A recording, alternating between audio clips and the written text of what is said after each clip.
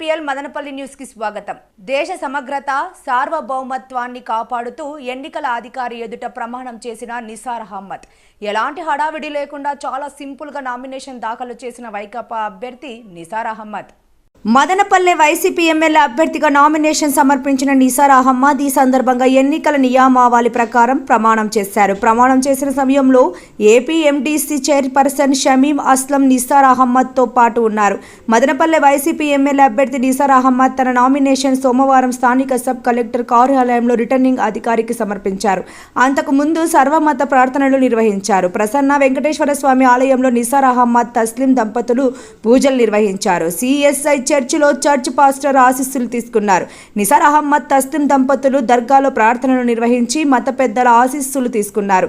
అనంతరం AP MDC chairperson G Shamim అస్లంతో కలిసి వెళ్లి ఎన్నికల రిటర్నింగ్ అధికారికి నామినేషన్ సమర్పించారు. ఎలాంటి హడావిడి లేకుండా తొలి సెట్ నామినేషన్ దాఖలు చేయడం పట్టణంలో చర్చనీయాంశంగా మారింది.